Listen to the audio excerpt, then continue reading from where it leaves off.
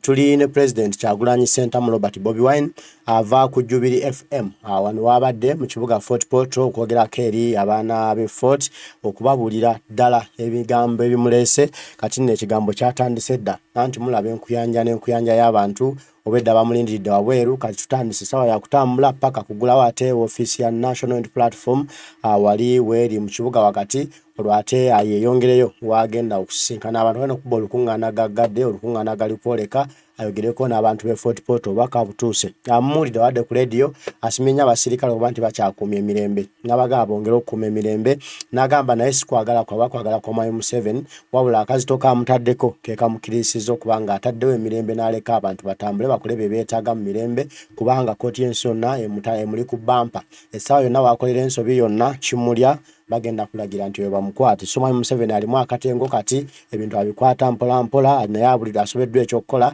naye nga Kyagulanyi agambye byakoze amaanyi gataddewo gensonga lwaki Museveni kati ate atidde kale katutandike olugendo paka ku office ya National Unity Platform egenda okugulawo tulabe obudde gye bunaagenda. Baga North, Honorable Abubakari wali ombaka okuva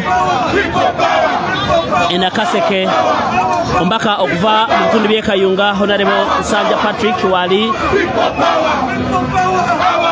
ombaka David Serkenya ombaka wa Makinde Sabagabo abaddewo ombaka wa Kampala ya Sekati omukyala munamateeka Shamimu Marende wali ombaka wa Rubaga South ombaka wa Kawempe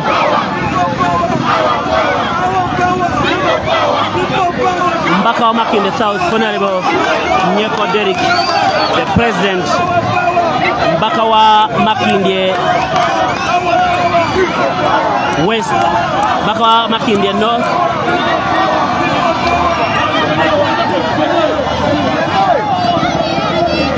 the main foot soldiers of this struggle, the leaders, they are on the front this time.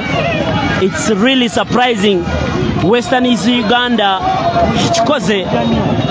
Western Uganda. Oh my God, this is something. Banji charity basubira kuva mu West. Ne President ajja kibagamba. Musa, boss.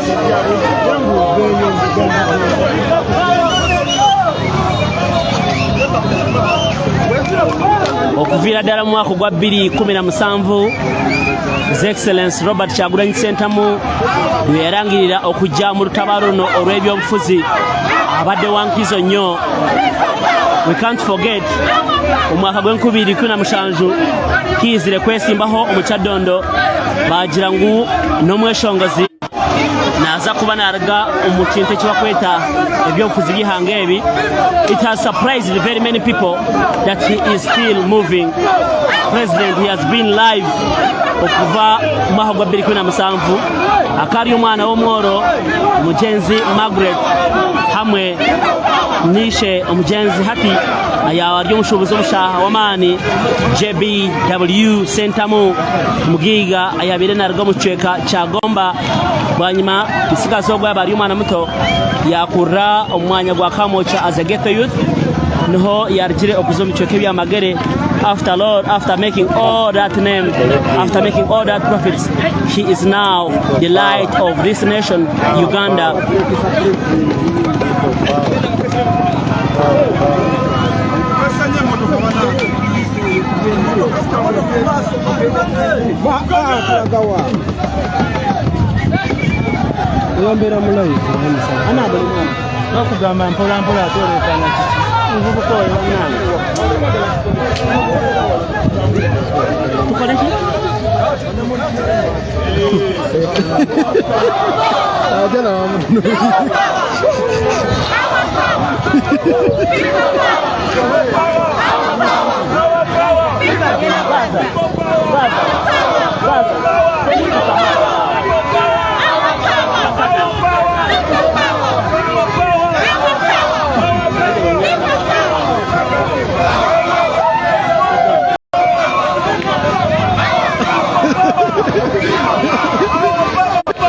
People power is the slogan that he sang the whole country of Uganda. Manyi agabantu gye bakkiririzaamu essaawa eno kye tulabako. It's very hard to believe that this is Western Uganda. People had a tendency of confusing. Baludde balimba abantu Western Uganda. Eri one way go. This is something they have been proven wrong. Amazima gijared konkani gabanza yo ebishuba nebichera kare. This is commanded by the leaders now. It's really not found anywhere. Western Uganda has been, it's a uniting factor. It's becoming a uniting factor. The president ebisinga abyogedde mu studios za Jubilee FM. Ebisinga abyogedde mu studios za Jubilee FM. The president is here with us, none other than Robert Kyagulanyi Ssentamu Adyeri, abangi gwe bamanyi nga musinguzi wano mu Western Uganda. Sajja abatoolo bagambye you are the king. You are the king of our issues. They have sent him to go on the ground. Bamusabye agende asobole kwogera ku nsonga zaabwe mu lwamu basotambulira wamu. They are singing NUP everywhere. This is the job that we've dedicated ourselves to do from 2017. We are still counting until the end. It's not yet done until it's done. Ababaka okuva mu Luweero sub-region balabyeko Mubaka Hassan Kirumira wali mu kitundu kino, naye tumulabyeko abantu babushenya, abantu bambarra bakikozere shaha yona abantu bakasese olunaku n'olwanyi nkyakare abantu bakasese. This is for portrait. The police and army, they have pretended, as I said, this is something. This is something. This is something.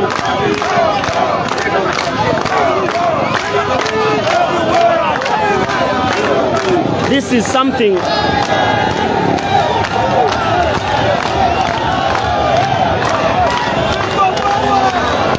Nakugambye security bwesalawo ekikola. This is today one thing.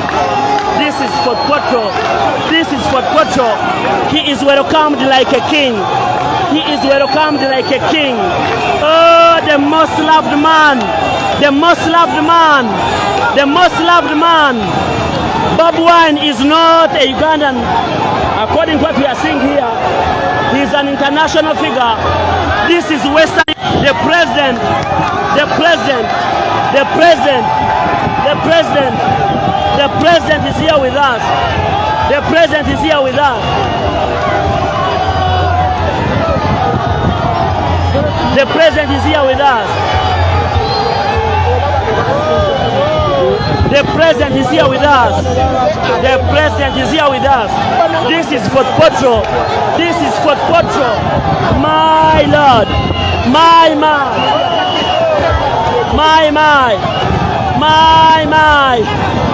Abantu batora abantu ba Western Uganda mwebale munonga charenga chaba too much. This is too much. Omunyankole najangu charenga, the son of the soil, the son of the soil, omwana w'ihangeri abantu mbayetera musinguzi. The police is watching, the army they are watching. The police and army, they are almost losing the tension. They are almost losing the patience.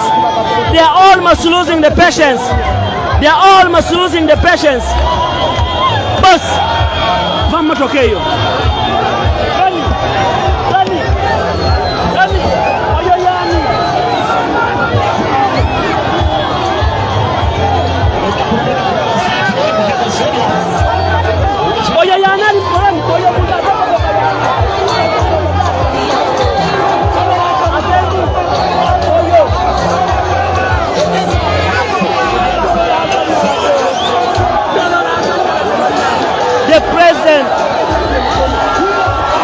The president, my Lord, my,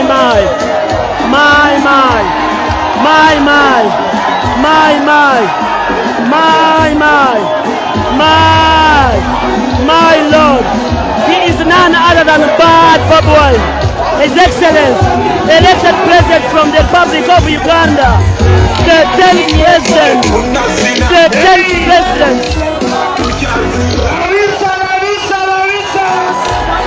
The 10th president. The 10th president. The Lord has blessed Uganda with the successful man, the Bad Bobi. My God. Mwebara abanyambara, mwebara abanyabushenyi, mwebara abana batoro, mwebara gonogomani gabantu. This is the son that you elected in 2021, and he is here with you. He is here with you. The president himself. The president himself. The president himself. The land has blessed Uganda with the king. We have the one president and none other than on a president atekweka. President atakweshereka omuchoma chemberenje. President atakweshereka omuchoma chirukwate senene. President atakweshereka omukatimba kenkoko. President atakweshereka omukatimba kebinyanja. Omuntu ayaronzulwa abantu. His Excellency Robert Chagulanyi Sentamu Eke Bad Bobi. Abana bekamocha banango omwana wa mwazala kikino. Abana begomba kye mwazala temukimanyi. The dictator is at panic. He's at panic. He's almost at the losing point.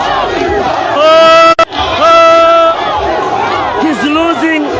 Once we lose fire, once we lose the fear,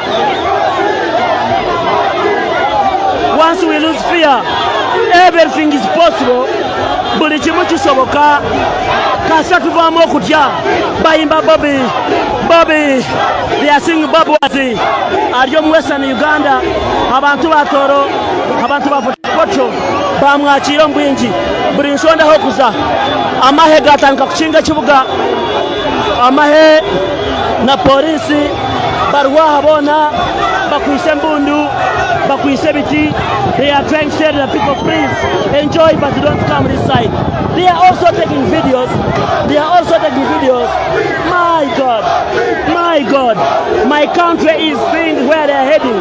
This is a dream that we have all dreamt one day, that we shall be there, where they will lose the fear. Where we lose the fear. Once you lose fear, everything is possible. My God. Omukulembeze w'eggwanga. Amanyi manji. Woy. This is too much. Chagulanyi Sentamu Robert Bobi. Wewawo tuli mu Fort Portal ekibuga ekikulu ekye. Alaza amanyi leero. Ajja ku. Ekibuga ekikulu ekya Toro. Whoa. Lengera abantu we balindiridde president tutuse ku office. Ebyaddala njagala iPhone kati. Netaaga iPhone muzira kisa Sunday no yabiŋŋambye ekifaananyi kibulamu.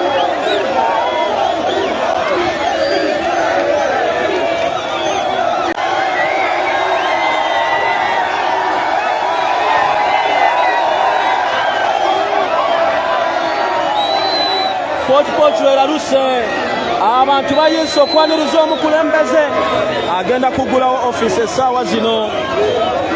President agenda kugulawo office.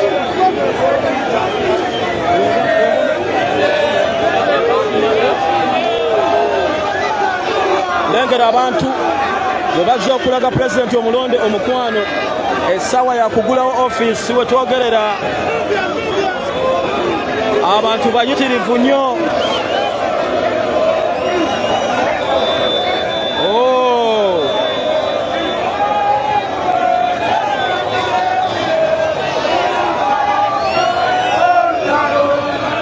Abatoro bakikoze nateera. Abatoro bakikoze.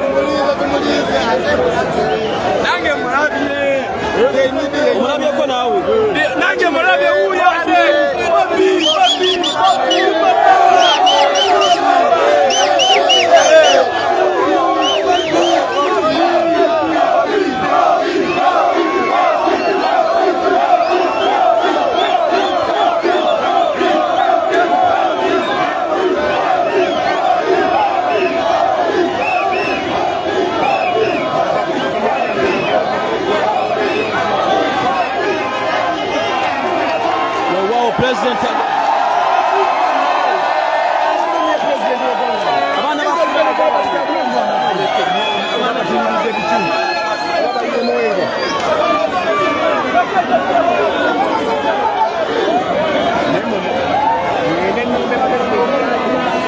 weewaawo tulina lives bbiri emu tugisindise munda enkulage nga bagulawo office eno esigadde bwera okulagana mu nju w'omuntu abantu bonna baagala kuyingira munda. Fort Potro has spoken. Fort Potro eyogedde.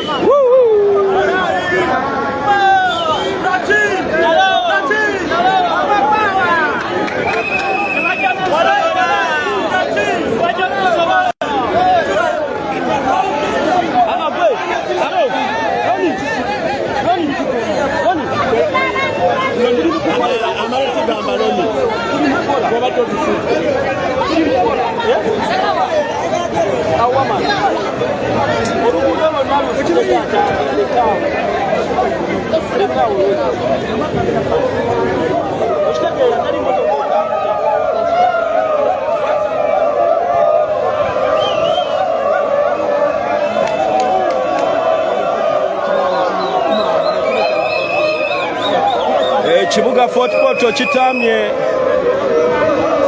Mwebale nnyo bannayuganda mu bitundu ebyenjawulo okwagala His Excellency Robert Kyagulanyi Ssentamu. Bwekiti munange bwe kifaananye ekibuga Fort Potro. Amazima ga Katonda mugulu baaganye abantu okugenda mu wabadde radio gyayogereddeko eri bannayuganda bannambalala banna Fort Potro, naye abantu bamuteeze ku nguudo ezivaayo era agenza okuvaayo bw'ati agudde mu namungi w'omuntu. Ebyokwerinda byo birisitede nnyo naddala mu bitundu bye bamanyi nti mulimu abantu bangi. Baataddewo ebimotoka okulaba nga tagendayo, wabula byonna byonna biri bikolebwa naye abantu bavaayo ate bo ne bajja. Eno gye nkulaga abantu abo boolaba bayitirivu nnyo. Kanzuumingeko kino kye mbagamba twetaagayo iPhone bannange ng'esobola osikka ekifaananyi. Sunday John Bosco wagambye ensonga ogenda zikolako noonya omugagga. Thank you so much people of Fort Potro. Kankuzeko ekitundu ky'engulu eno eri gye mbadde nkulaga kyemmanga.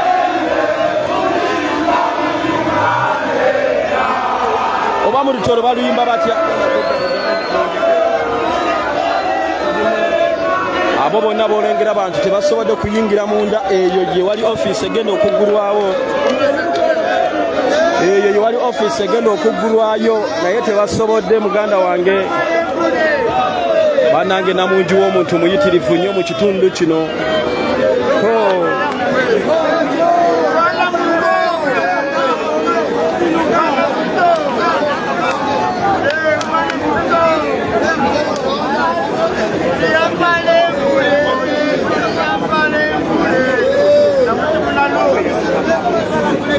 Olunaku lw'ejjo mu kibuga Mbalala kyabadde so massive. We twagendako mu bitundu eby'ejjinja kyali so massive. Fort Potro nakyo bwekiti bwe kifaananye. Kwegamba naawe olemererwa okugamba wa ewasinga, olemererwa okutegeera ewatuufu wa ewasinga abantu abangi, kubanga ejjinja baali bayitirivu nnyo. His Excellency Robert Kyagulanyi Ssentamu yamala mu kibuga essaawa 2 n'eddakiika 45 nga talina waayita. Abantu emmotoka zitambula mpola, abantu bangi. Ndi mu kitundu ky'ejjinja olunaku lw'ejjo mu kibuga Mbalala. Abantu babadde bayitirivu nnyo ng'era ekibuga yakimazeemu eddakiika eziwerera ddala. Yakimazeemu essaawa emu kuba ku radio station yamazeeko essaawa emu n'eddakiika 35 okutuuka ku radio station okuva we bayita ku Barracks oba ku Coca-Cola. Okuva ku Coca-Cola okutuuka ku Mayembe Gente yatambuliddewo essaawa namba n'eddakiika 15. Okuva ku Mayembe Gente okutuuka ku radio station yabaddeko yatambuliddewo eddakiika 45, naye awo batambulirawo eddakiika 3 bwe yatambulidde eddakiika 45. Mu radio station yamazeemu essaawa namba n'eddakiika 3 weewatyo. Bwetyo programu yawedde nga abantu bamulindidde okutambula okugenda ku Mbalala Secondary. Wabeerangawo Mbalala Secondary baagijjawo mu kibuga wakati ku luguudo lw'Ekakoba. Ku luguudo lw'Ekakoba awo we wali Mbalala Secondary we yabeeranga, we yagenze mu kisaawe wabadde namungi w'omuntu n'ayogerako gye bali. Abantu bano basinga boolaba wano mu bo bavubuka. bola bawana basingawo bavubuka olengera omukwano abasinga wano bavubuka emirimu bagireseeyo bajje beerabire ku pulezidenti waabwe bagulewo ofiisi eno mu butongole bazze bagulewo ofiisi eno mu butongole muganda wange. Thank you so much people for Potro. Mwebale nnyo abantu b'Embarara.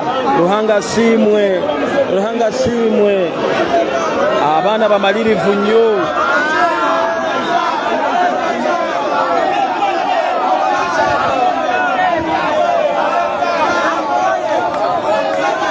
Amazima gano gennyini masannyalaze tegasobola kuleka emirimu gisanyalade mu kibuga Fort Potro.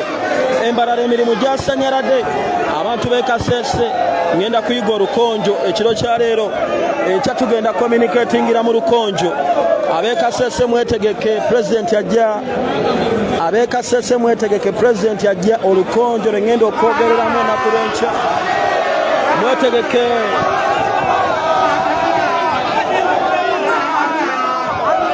This is Fort Potro. His Excellency Robert Kyagulanyi Ssentamu azze okugulawo office bw'abadde ava ku rediyo ya Jubilee gy'asookedde n'ayogerako eri abantu b'e Fort Potro. Abantu bano mbalabe babuufu nnyo ate bayayaanira enkyukakyuka.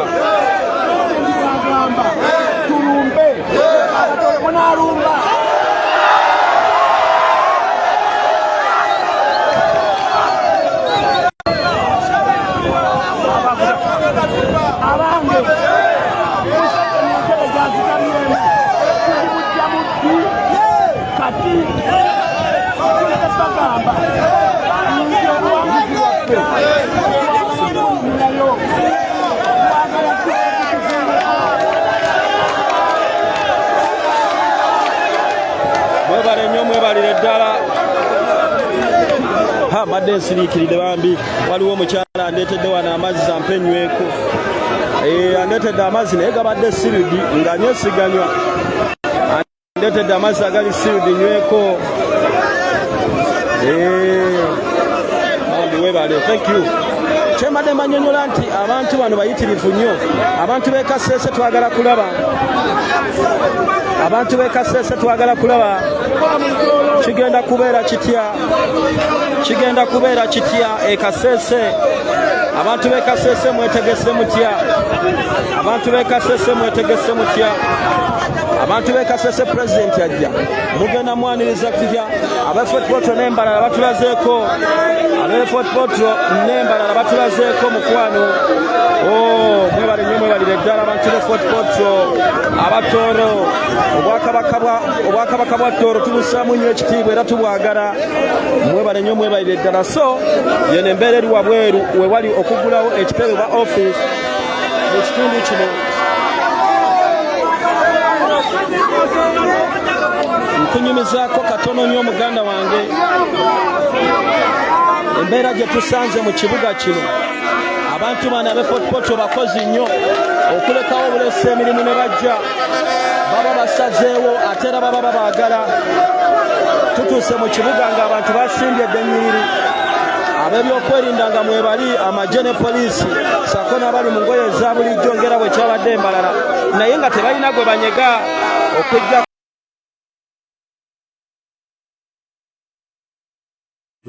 Amaanyi mangi Kyagulanyi Ssentamu Robert Bobi Wine akyayongera okulaga obusobozi okusiba enguudo ezigenda mu bifo ebiri bize.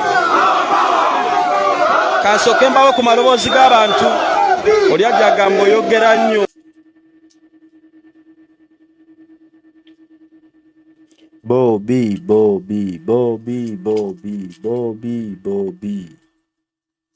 aha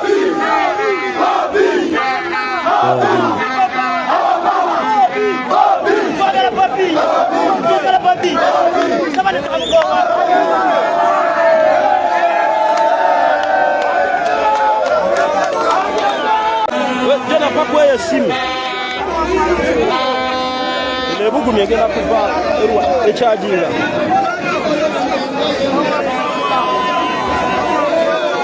nebugumye baba kanjira nkola wegira ngadira kale kale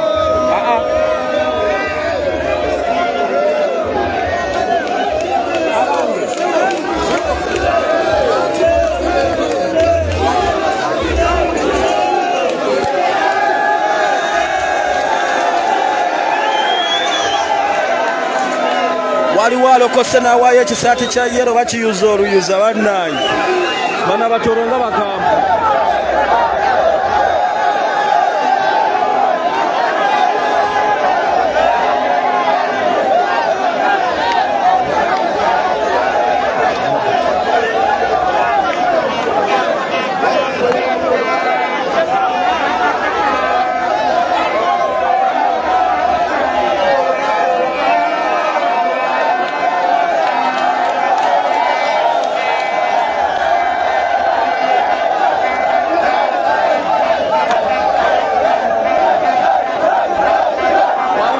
n'awaayo ekisaati kya yero ne bakikayalira oba mwana wakafirimu ya Yesu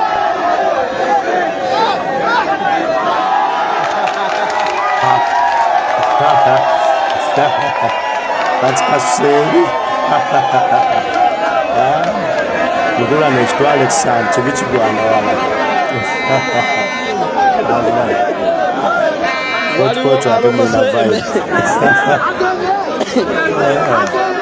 waliwo embeera ebaddewo alokose najjamu ekisaati kya yero bakiyuzizayuzizza okukakana nga bakikamize waggulu naye nga yembeera ebaddewo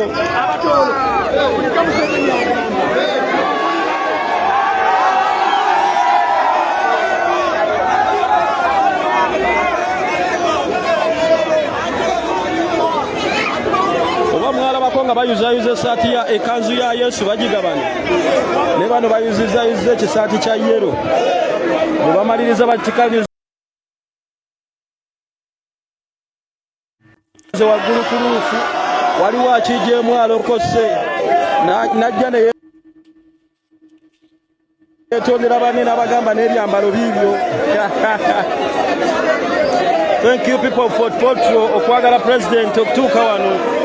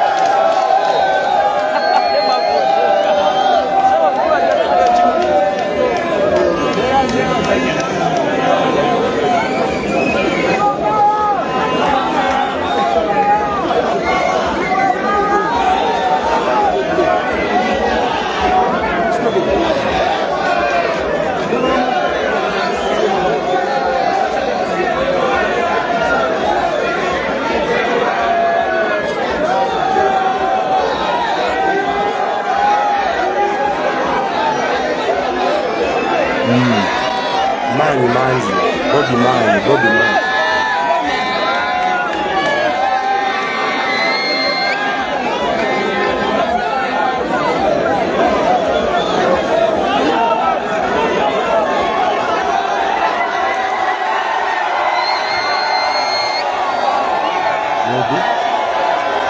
Bobi.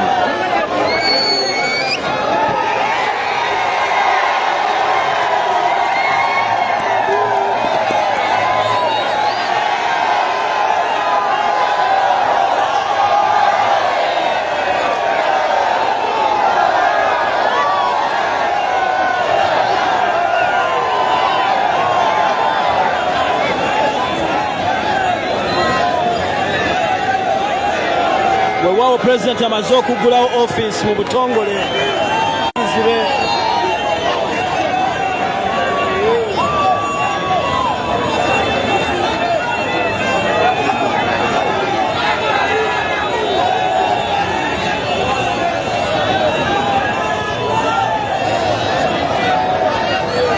President amaze okugulawo office amaze okugulawo office eno mu butongole essaawa zino ayolekedde wali olukuŋŋaana gy'agenda okwogerako n'abawagizi be.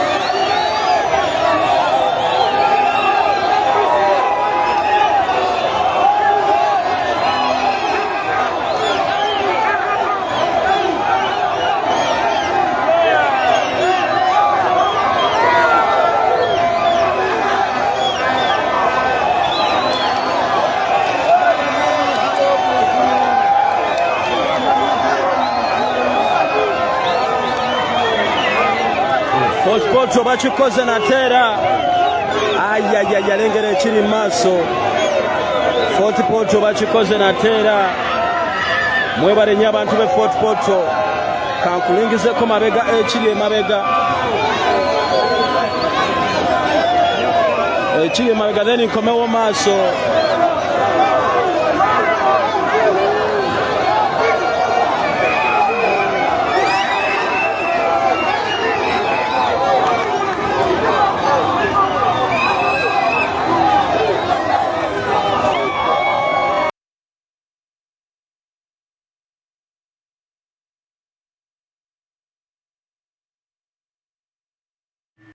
tukyaliyo.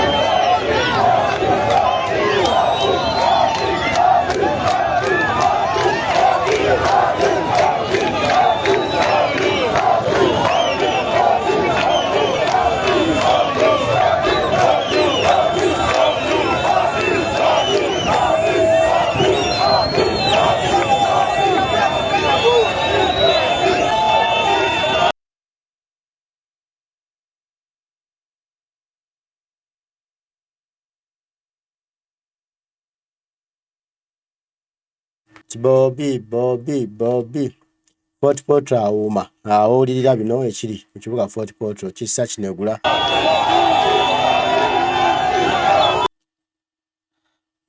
kino kye bayita omukwano okwagala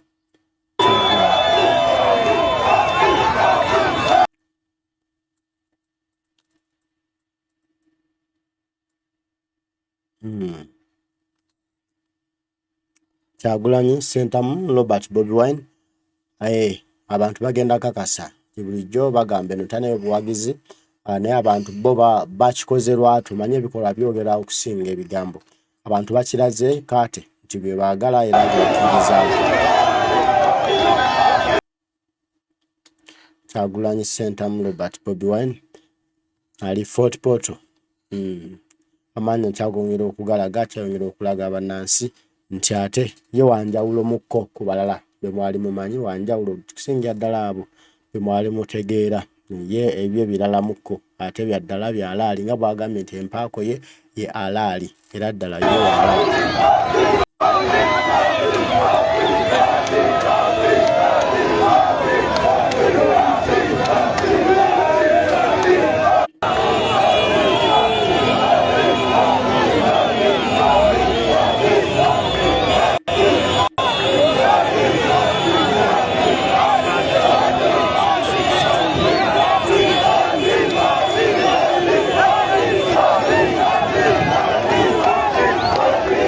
Ekibuga Fort Portal kikutte omuliro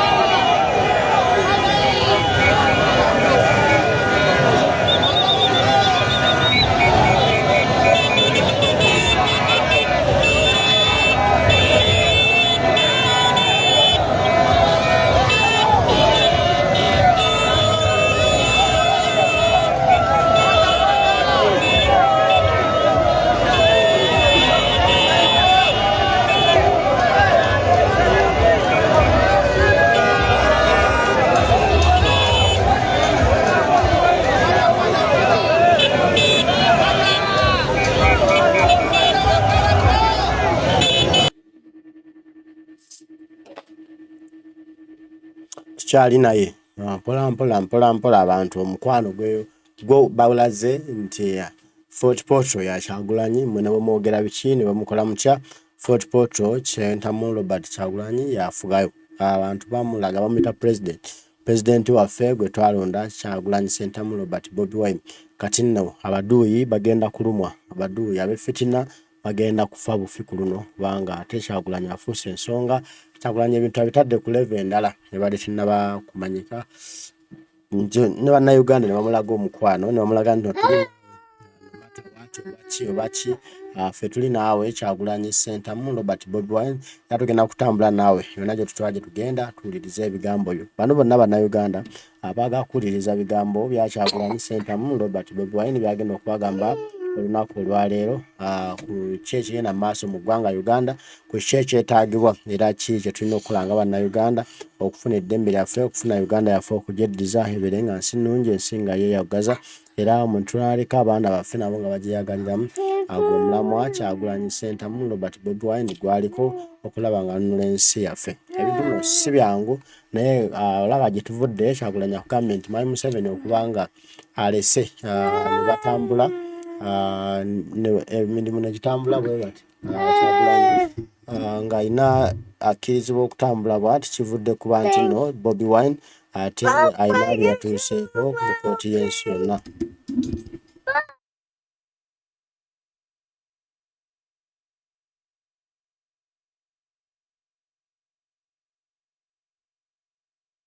Baganda bange Fort Portal enguudo zonna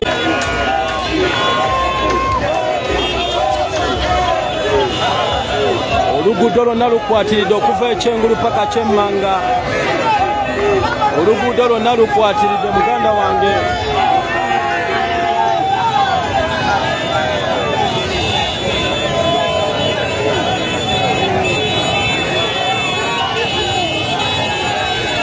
Guno gwe bayita natural,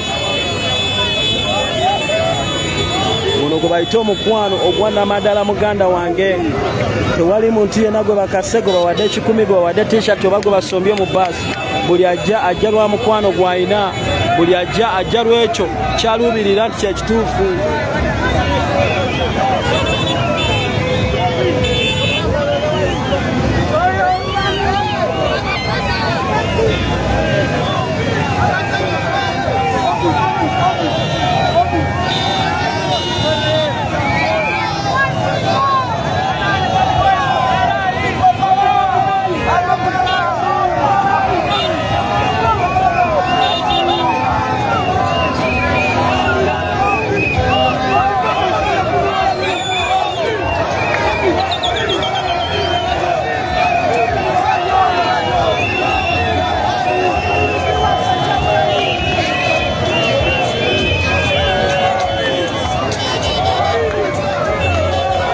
Gambia ekiri maaso muganda wange, kamera tesobola kulaga naye ekiri maaso walina munju w'omuntu.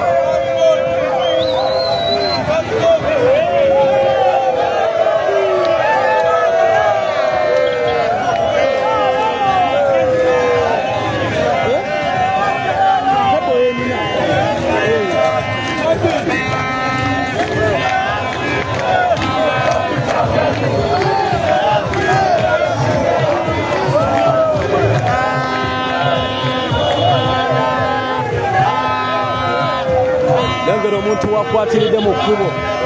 Ekkubo lisaliddwako tewali yadde ayita.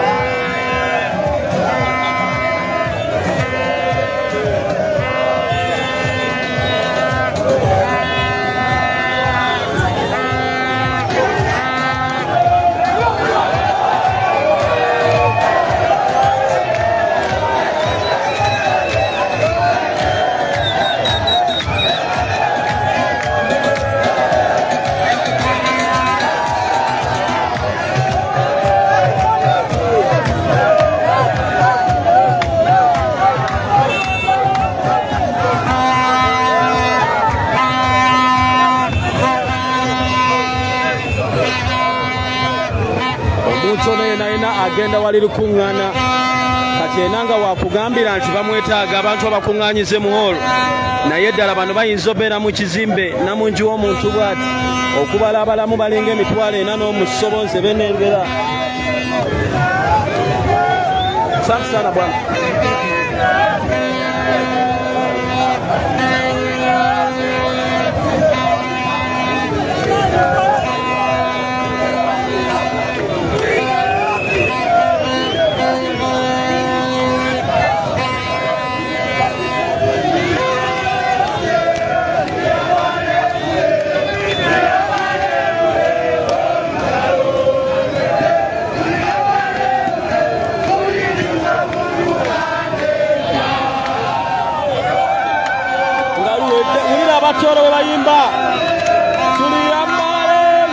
Yes, those are people from Fort Porto.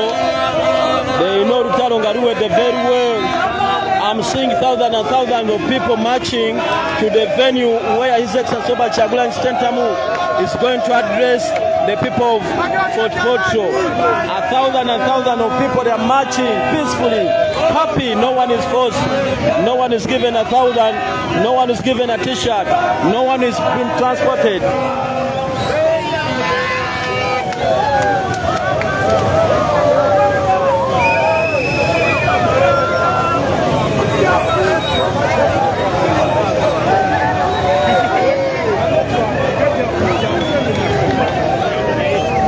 Alright, eno view gyenkulaga ya mu maaso kyokka ne view ey'emabega nayo abantu bangi nnyo nnyo abategeera Fort Portal obulungi. Tunaatera okutuuka ku lubiri lw'Omukama oyo nnyimba kabamba iguru